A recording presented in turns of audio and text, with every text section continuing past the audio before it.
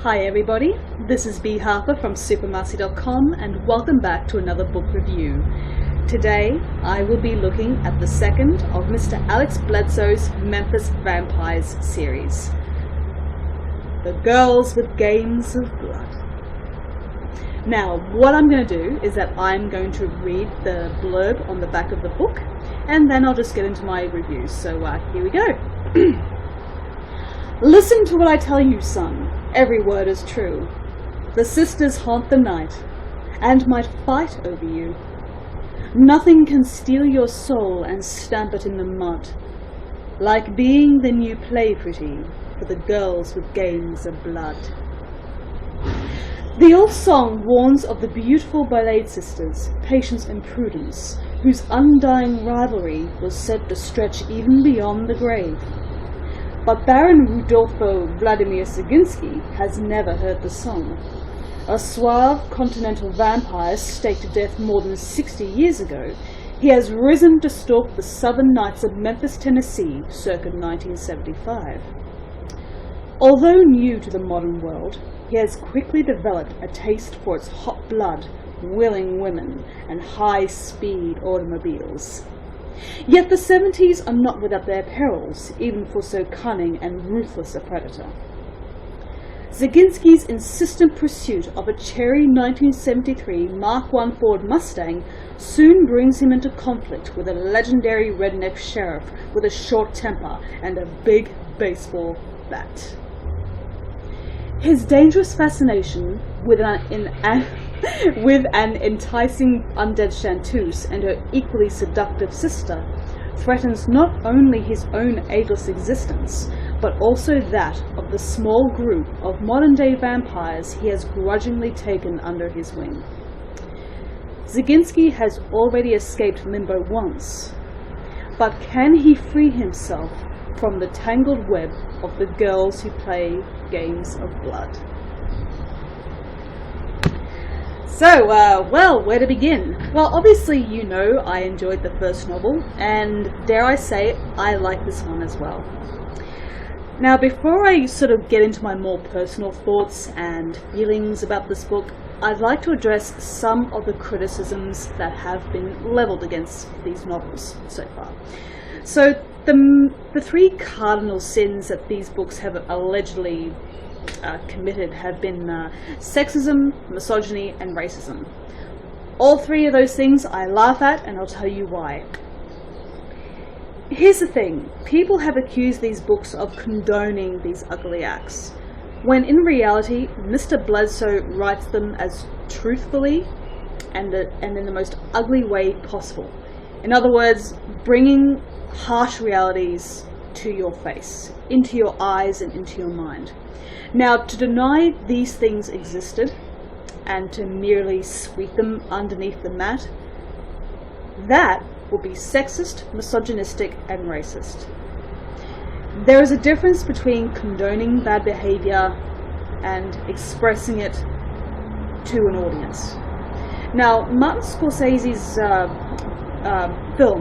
his film, The Wolf of Wall Street, pretty much was accused of the same thing, sexism, misogyny, and all that. That's not the case. Mr. Scorsese was not giving permission for Jordan Belfort's bad behavior. He was showing you how ugly and tyrannical and monstrous it was. And those who say that those films are sexist and misogynistic are more or less looking in a mirror of themselves. Perhaps they are the latently sexist, misogynistic, racist types. Who knows? But this book here, it doesn't give the okay for that behavior. It's got some seriously distressing elements from all three of those camps, and it's unflinching. It's not fetishistic, but it is in your face. And it's heartbreaking. There are a couple of moments in this book in which I legitimately felt a pit in my stomach. And not once did I think this was Alex Bledsoe parading bad behavior around in front of me like it's a good thing. It's not. So please don't listen to these ridiculous criticisms and all that. Those three words are thrown around like candy these days, but people don't necessarily know what they mean anymore. So to say this book and other movies that show bad behavior but without being permissive about it, they're not sexist, misogynistic or racist at all. They're being discouraging of behavior. They're showing you how vindictive and nasty it is. It's dumb. Okay, so please don't listen to the critics of this book who decry it for those things, because it's not. Plain is not. So, with that little bit of seriousness out of the way, well, I thoroughly enjoyed this novel. It is violent, it is sexy, and it involves most of the stuff about vampires I love in this book. Mr. Bledsoe once again takes vivid inspiration from the time period. He actually based the character of Patience, one of the Belaid sisters, on a singer known as Laura Nero. And I looked the young lady up and I listened to her songs, and yeah, I completely understand the attraction that Mr. Bledsoe had to this woman, so much so that he decided to meld her with one of his own creations. Very, very fitting. And also, one of my favourite characters from Bloodgroove that is also in this book, Forvette. She's wonderful. Forvette was turned under the most terrible of circumstances, okay? She was turned into a vampire in the most indecent and most terrible way. And the first book showed most things from her point of view.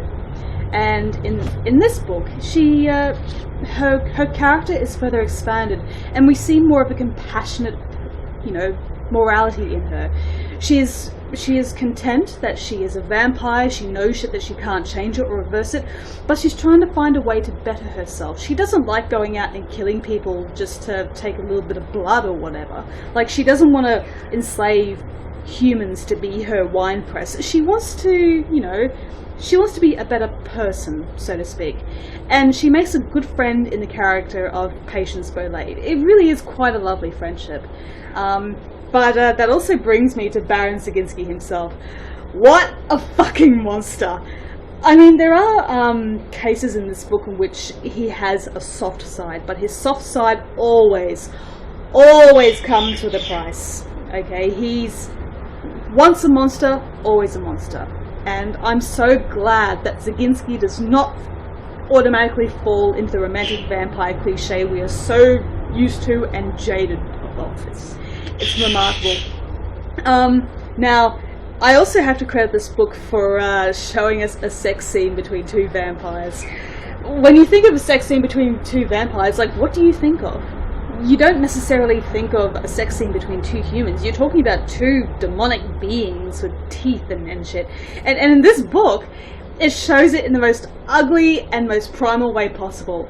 I love it. It just, once again, it's not sort of, in your face exploitive, but it's just vile enough for you to sort of like fill in the spaces about what they did together. It's really, really cool.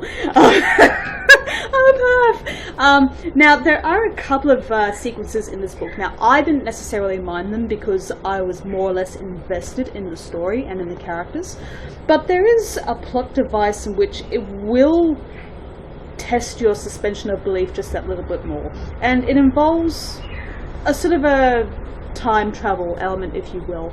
I'm not going to explain it here because it would be a spoiler for the book, and one thing, and it's also something that you have to read for yourself in order to fully sort of get a grip on in the context. But while I didn't have a problem with it personally, I can sort of understand some other people who have read this book and said I didn't necessarily like that part. It, take it or leave it. But it's, yeah, I really liked The Girls of Games of Blood. I just love the whole sort of Victorian / Southern romance genres clashing, because Victoria Andrews, she wrote a vast majority of her books in sort of a Southern Gothic romantic sort of thing, and Mr. Bledsoe kind of echoes that, but he puts his own perverse spin on it. I, for one, love muscle cars, and to see a vampire obsessing over like a hard top muscle car it's just wonderful, because if you've been alive for so many years and you see this wonderful, strange piece of technology, you are going to be intrigued by it, because up until that point you have never seen anything like that before. It's such a novel approach to what is what has more or less become a cliche, like vampire waking up in, you know, contemporary era and being sort of spellbound by everything around him. Really, really good. So yes, I give The Girls with Games of Blood a 4 out of 5. Now, I might have to read it again because I think I missed a couple of details that were perhaps crucial in the plot. That was my own fault. It had nothing to do with the narrative. The way it's written is incredibly straightforward and it's descriptive, and it leaves enough for your imagination while still indulging your more bloodlusty senses. Love it. So yeah, that's what I give it. And once again, I gotta give my thanks and my love to Alex Bledsoe, because he's created a hell of a universe, and I'm really looking forward to a third book, because this one ends on a cliffhanger. And I remember reading the last words and thinking, you can't stop there, you can't, please just tell me this is not the end, please tell me. And it's not, I have been assured. So up until we get the third adventure of Mr. Baron Zaginski, The Girls with Games of Blood and Bloodgroove are a worthy first two novels. And once again, I strongly recommend that if you are a fan of the vampire genre and you're looking for something different, pick these babies up. You will not be disappointed, I guarantee it. See you later, guys, and I shall see you another time. Bye-bye.